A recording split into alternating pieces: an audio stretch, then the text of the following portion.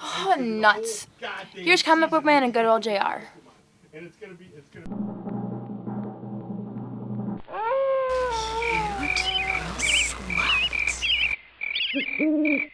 Media News, episode 139, The Revenge of Frostfinger.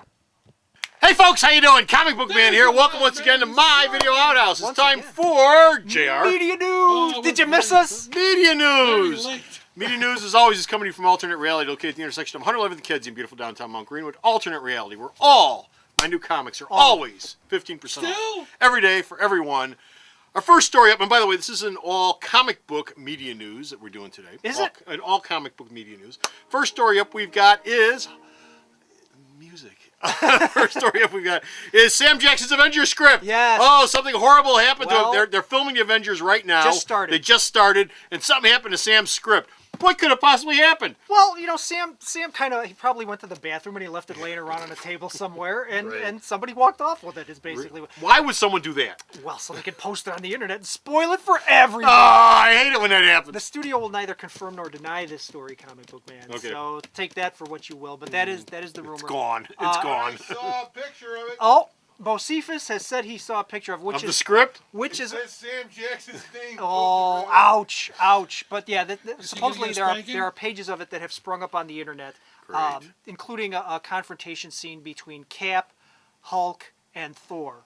That takes place in a warehouse. Big action In a warehouse. sequences, yeah, in an abandoned Meanwhile, in an abandoned but that's so now what's happened is that the studio supposedly is rewriting whole sequences of the film, and this has slowed. Well, that's great. That's Yeah. great. The film is so fluid. Yeah. It's so malleable. We can just take this chunk out and put in a new one. Well, it's like you slot it in, you know. Yeah. But now here's the thing. I guess what they're saying too is because of that, it's slowing the production down as well. So this thing has already got a little bit of problem-plagued Great. stuff going on here. Now, Related to that, Captain America, you said, is in the movie, obviously. Captain America's in there. And you were talking about a scene with Hulk and Cap and Thor. I have a big roustabout. Question I have is, Elvis. what costume is Cap going to be wearing? Now, in the Captain America movie that's coming up, he's wearing his Ultimate Avenger costume. Because in Yes. World War II. And it's a military uniform. But now that he's in the 21st century Yes. and part of the Avengers and not in the military anymore, what costume is he going to wear? Well, Chris Evans said it will be a completely different costume than the one he wears in his own film. Could it be the comic book costume? Comic book? God, the I hope so. original comic book costume? That would be so nice. But we're gonna That would be find so out. nice. We're gonna find out what Joss has plans for on that one. Well, hopefully not losing any more scripts. He already doesn't wear any costume. How does that happen? I mean, you know, That's why they call him the Howling Commando. Yeah, Howling Command.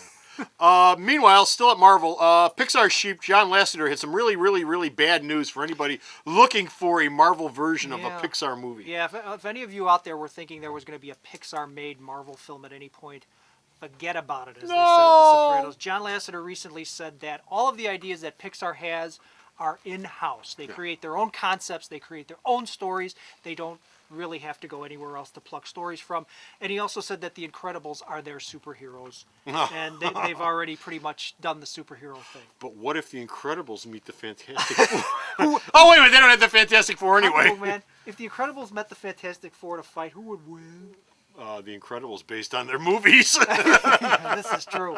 The This Incredibles is was the true. best damn Fantastic Four movie I've seen so far. So much so that the Fantastic Four producers had to do a little shuffle there. Remember that comic? Oh, yes, I Had to remember. change the ending a little bit. But anyway, no Pixar, Marvel movies in the future. Meanwhile, over in the DC universe, and like I said, this is an all comic book version of media news. DC Dark Knight has done what? Good the Dark news. Knight movie. Dark Knight. Rises. It's not really big news, but just for all you fans out there, Dark Knight Rises has started production. Principal photography is underway. They're shooting all over the world. The last I heard, India has been added to the list. So this is a no holds barred. Where are they going to production. Pakistan? Adabadab. Well, they'll certainly have no problem hiding out there, apparently, for 6 or 7 years. Yeah, let's go to Adabadab and hide out. And a Abadadab, or whatever a the hell photo it is. sprung up online that what suspiciously looks like the Lazarus Pit set. So Really? we'll see how that goes. Dark Knight Rises has started. Has anybody said anything about our favorite actor being in this film, who was in the first film and who's going to be in Battle? Liam Neeson? Yes, No, Liam. Liam has said he is not in the film. Oh, There's a younger version of Ra's al Ghul in the film. Yes. Okay. There you go. No Liam. He's busy doing Battleship. Amongst everything you else. sunk my Battleship. After you released my Kraken. Yeah, you released my Kraken. Meanwhile, there's a Green Lantern movie gearing up to come out. What? And you Well, since betcha. when? Could have fooled me. I don't ever see anything on it. No. There's a Green Lantern movie coming out, and Warner's has pumped some bucks into it. Yes, and a sign of good faith, they did a test of the film. It tested through the roof, from what I understand. Good.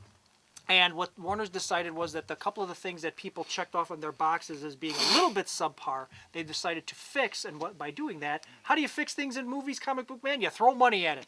So what's happened is Warner. Yes, that worked very well in Superman Reborn, or Returns, or whatever the hell it was. Warner's has thrown $9 million more at the budget of the film for special effects and to get the damn thing done on time, from what I understand too, because they're coming down to the wire. Really? And I guess the film is Well, they got a June release date. I think, don't they? Isn't it June sometime? late June. Late June. Late Okay. June. So we're about a month and a half away from that bad boy. They might want to get around to the score.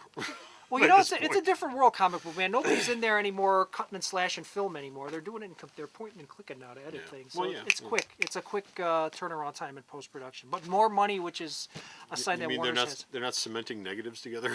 No. There's no cutting and splicing going on anymore.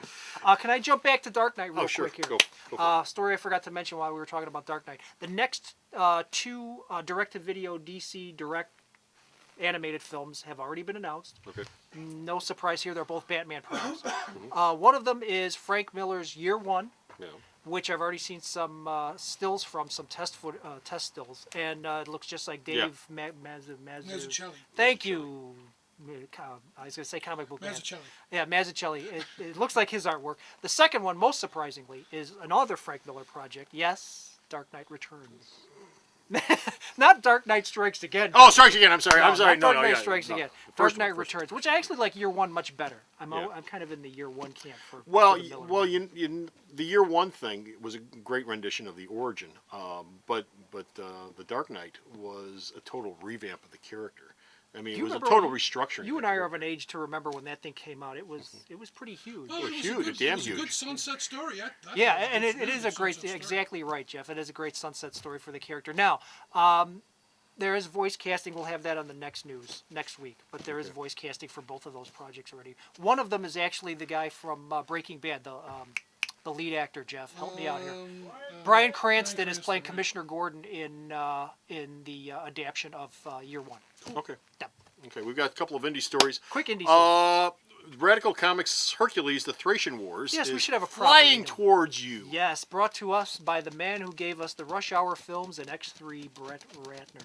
So expect nothing and you won't be disappointed. Yes, pretty much. Yeah, that sounds. Hercules is a coming, especially if Thor is going to be a big success. Then I think Hercules is definitely coming.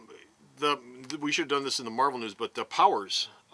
Yes. The Powers, which isn't indie, but it's Icon. So, Yes. Okay, sort of, kind of. Powers is working its way into FX, and we've got some casting. The first casting was just announced today. Charles S. Dutton will be playing Captain Cross. I always liked him. I did liked too. him. I did always liked too. him. I thought he was a good actor. That's your first casting, which means this thing is coming. No more rumors, kids. It's actually happening. Okay.